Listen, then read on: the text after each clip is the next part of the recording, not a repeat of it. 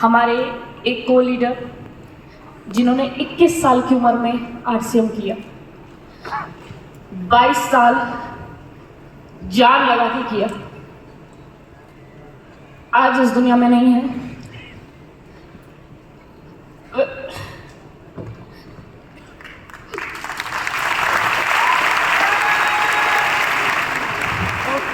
उनका छोटा बेटा देख रही थी। नेक्स्ट मैम को बुलाना चाहूँगी।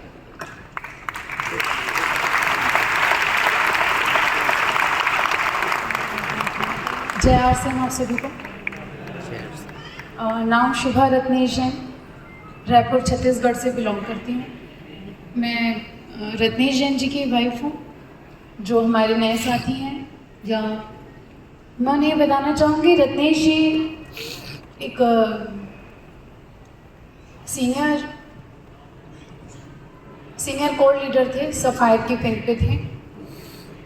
और मैं क्योंकि इस बिज़नेस की अब नेक्स्ट जनरेशन हूँ, और रत्नेश जी के बाद में मुझे ये पिन ट्रांसफ़र की गई है।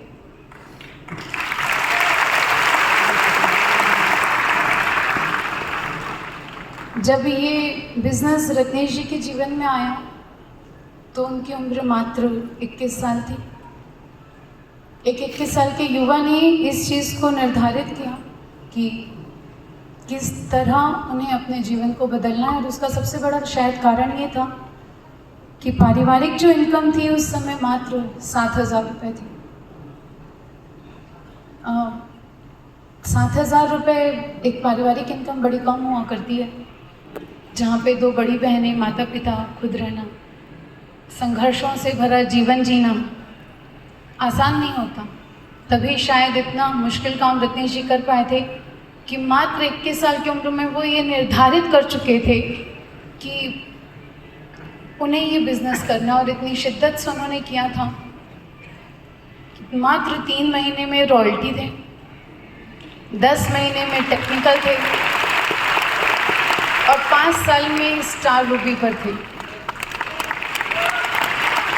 जितना प्राउड आप सबको ये सुनकर होता है, उससे कहीं ज़्यादा प्राउड मुझे बोलने में होता है कि उन्होंने ये सब अचीव किया इतनी कम उम्र में। कितने सिंसियर और कितनी डेडिकेशन के साथ उन्होंने काम किया होगा। कभी मैं सोचती हूँ तो लगता है इससे ज़्यादा मुश्किल और कोई काम नहीं था कि एक युवा जो इस चीज़ में अपना जीवन बिता सकते थे कि मेरी खेलने खाने की उम्र है, मैं भी बाकी युवाओं की तरह मौज मस्ती में अपना जीवन निकाल सकता हूँ। इतने बचपन से संघर्ष देखा हूँ, और ऐसा संघर्ष भी देखा हूँ कि जहाँ अगर मुझे दिवाली मनानी है तो ये ज़रूरी है कि मुझे अपने घर के बाहर एक पटाखे का स्टॉल लगाना पड़ेगा, और होली मनानी है तो ये ज़रूरी है कि मेरे घर के बाहर रंगों का मैं स्टॉल लगाऊं, ताकि मैं अपने घर में उस रंगों, बचे हुए रंगों से खेल पाऊँ।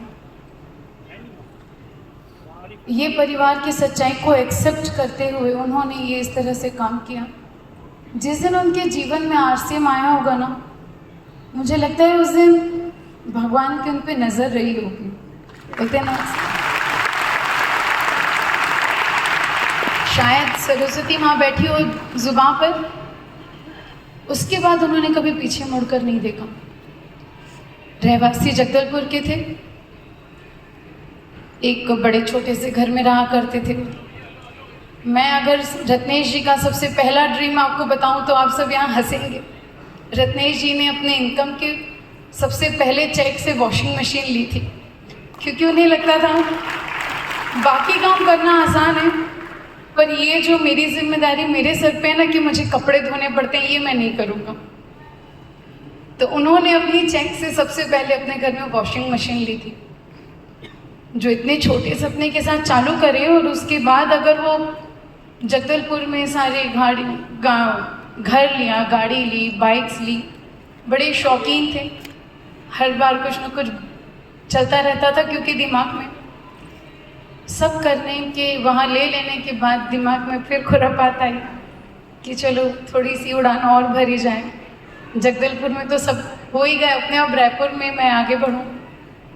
उन्होंने 2007-8 में रायपुर शिफ्ट हो गए थे और 2009 में हमारी शादी हुई थी। सितंबर 2009 में ही रत्नेश जी का सफ़ायर लेवल आ चुका था। आप सबको लग रहा होगा इतनी सारी कहानियों का कारण क्या है। सिर्फ आपको ये बताना चाहती हूँ कि एक रीज़न था और एक विज़न था कि जो परिवार में सिक्योरिटी नहीं थी, जो परेशानियाँ थी, वो मेरी आगे आने वाली पीढ़ियों तक नहीं जानी चाहिए। जो जीवन मैंने जिया है वो मेरे बच्चे नहीं जिएंगे। इससे ज़्यादा प्राउड की बात ना एक लड़की के लिए कुछ नहीं हो सकती कि आपने एक ऐसे लड़के से शादी की है जो सेल्फ मेड है, जिसने कभी किसी की सहायता नहीं ली अपने किसी भी जीवन में आगे बढ़ने के लिए या अपने जीवन में कुछ पाने के लिए। हम सिक्योरिटी की बात करते हैं, पिक्चर परफेक्ट बोलते हैं ना लाइफ, मैं उस लाइफ को जी हुई। पिक्चर परफेक्ट लाइफ ये होती है ना, जब आजकल जो हम इंस्टाग्राम में देखते हैं, लोग 2-3 मिनट के लिए खुश होकर फ़ोटो खिंचा लिया करते हैं, बाद में बैक टू लाइफ होते हैं। पर हमारी लाइफ में ऐसा नहीं था। पिक्चर परफेक्ट नहीं थी, लाइफ भी परफेक्ट थी दिसंबर 2023 के पहले तक। अगर किसी को ये लग रहा होगा कि रत्नेश जी बाहर थे, उनके एक्सीडेंटली